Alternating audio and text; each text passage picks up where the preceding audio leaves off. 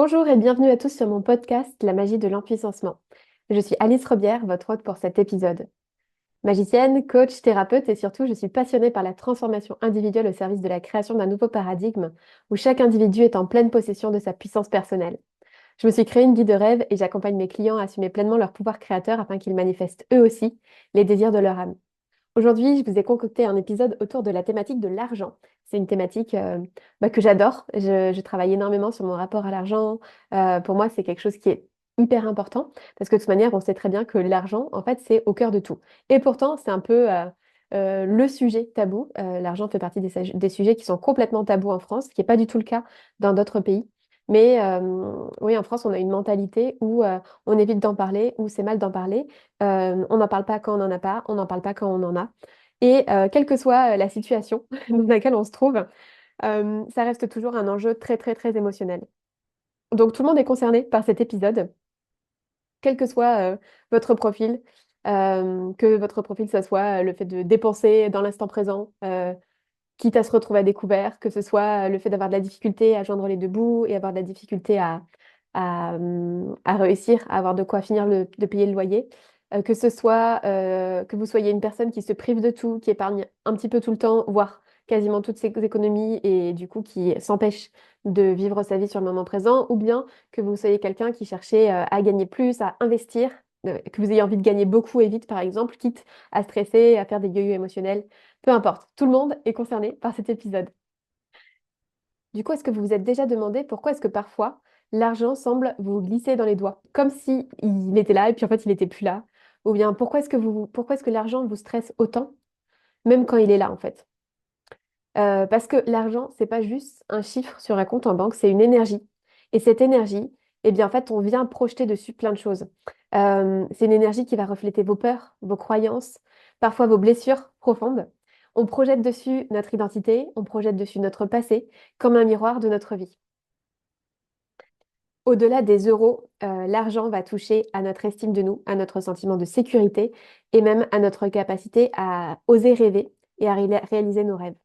Donc, moi, ce que je vous propose, c'est de venir ouvrir une nouvelle réflexion pour vous montrer que potentiellement, ça serait possible de transformer votre rapport à l'argent pour que ça devienne un outil de liberté et pas un poids. Et d'ailleurs, c'est exactement ce que je vais vous proposer en vous parlant de l'atelier que je propose à ce sujet le 9 décembre, mais on y reviendra. Donc, pourquoi est-ce que c'est important et même crucial, j'ai envie de dire, aujourd'hui de travailler son rapport à l'argent? On sait que dans le contexte actuel, on est dans une crise économique importante, il y a de l'inflation, il y a beaucoup d'incertitudes financières pour un peu tout le monde. Tout coûte plus cher, l'avenir semble flou, beaucoup de personnes ressentent énormément de pression autour de la thématique de l'argent, avec des dépenses qui augmentent, des rentrées qui diminuent. Quand on est dans l'entrepreneuriat, bah, en fait, c'est nous qui générons notre propre argent. Du coup, ça demande de venir se sentir bien avec l'énergie de l'argent. Et cette pression, en fait, finalement, autour de la thématique de l'argent, elle vient à la fois de l'extérieur, mais aussi de l'intérieur. Il y a plein d'injonctions aujourd'hui, un peu contradictoires, qui à la fois euh, demandent de consommer pour exister. Et alors évidemment qu'on peut consommer de manière consciente et en accord avec ses valeurs. Ça, c'est quelque chose qui est une évidence pour moi, mais ça sera peut-être important d'y revenir un peu plus tard dans l'épisode. Et en même temps, il y a énormément de culpabilité aujourd'hui qui est posée un peu sur tout le monde, un peu comme si on avait un fardeau sur les épaules avec cette culpabilité une culpabilité écologique, une culpabilité financière. Euh, c'est mal d'avoir de l'argent, c'est mal de ne pas en avoir. Et finalement, bah, en fait, on se retrouve un peu perdu parce que dans tous les cas, on se retrouve un peu mal finalement dans cette situation quelle que soit notre situation financière, quoi.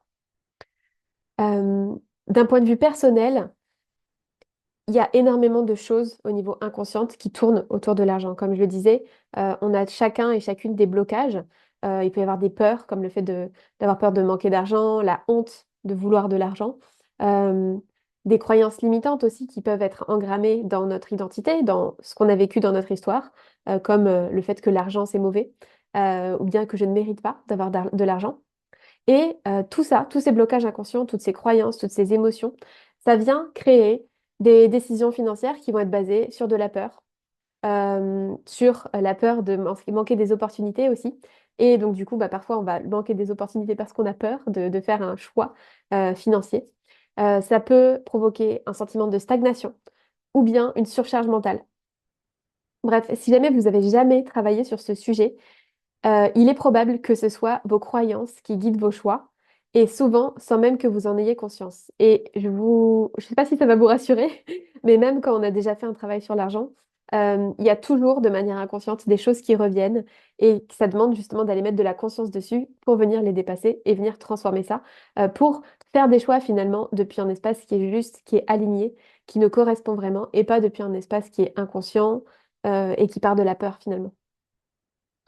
Donc concrètement, c'est quoi les blocages, les freins principaux qui vous bloquent dans votre rapport à l'argent aujourd'hui? Il y a beaucoup de personnes qui ont des croyances autour de l'argent, qui sont inculquées, hein, par la société, par la manière dont on a appris les choses depuis qu'on est tout petit, par l'environnement familial. Ça peut être que l'argent rend mauvais, le fait d'avoir de l'argent rend égoïste. Ça peut être aussi le fait que ben, il faut travailler dur pour gagner de l'argent, il faut gagner dur pour gagner sa vie.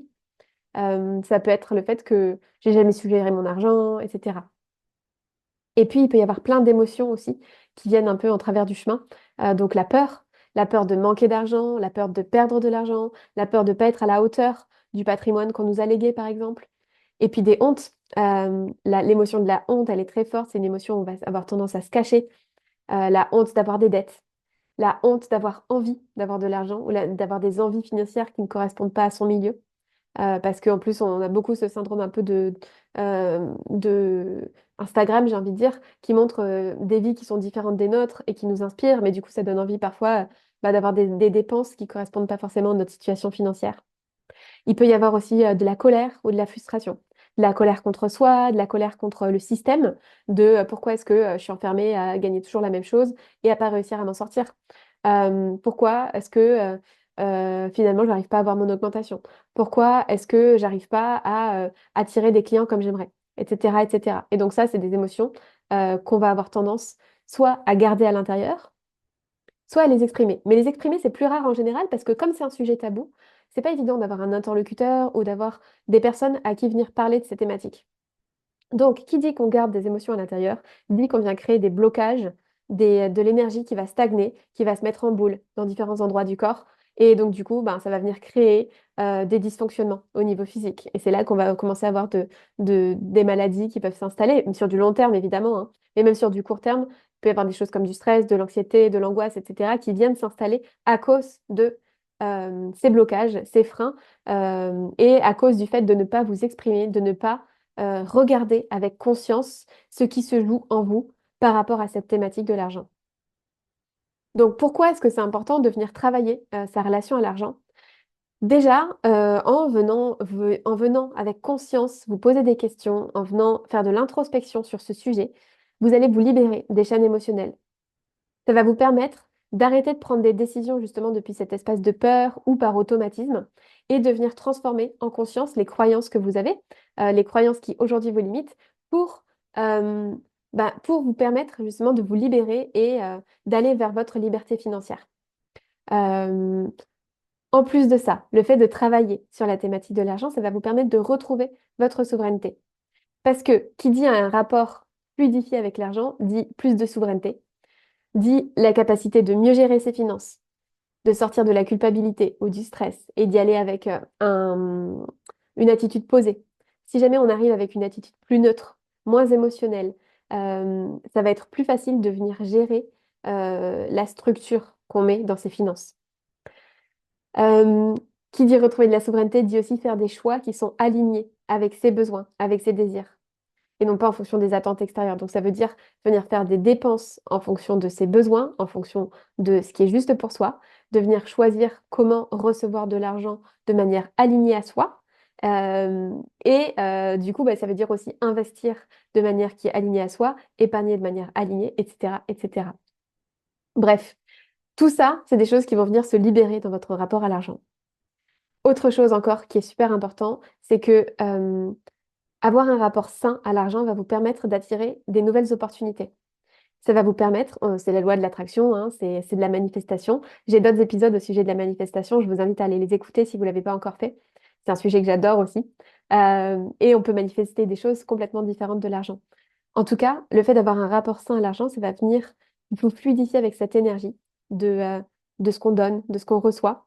Et donc, vous allez ramener forcément de la paix en vous. Vous allez ramener de la sécurité à l'intérieur.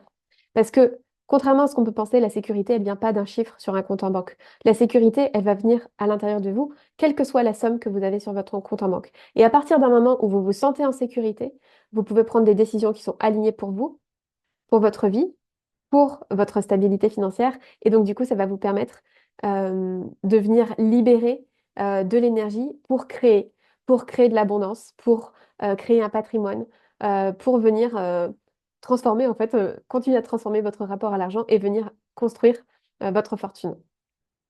Donc, imaginez dans quelques mois, après avoir fait du travail sur l'argent comme ça, de ne plus vous excuser de vouloir plus, de ne plus vous sentir écrasé par les dépenses, d'être capable de planifier l'avenir avec plus de confiance.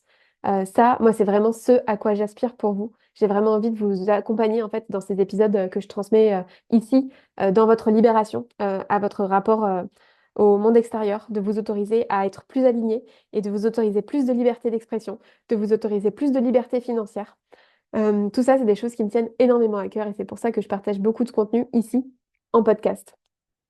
Maintenant, si vous avez envie d'aller plus loin que ce que je partage ici, je propose un atelier sur cette thématique pour vraiment... En fait, cet atelier, pour moi, c'est l'espace que j'aurais aimé avoir quand j'étais moi-même coincée dans mes peurs autour de l'argent. Ensemble, dans cet atelier, on va venir explorer et libérer.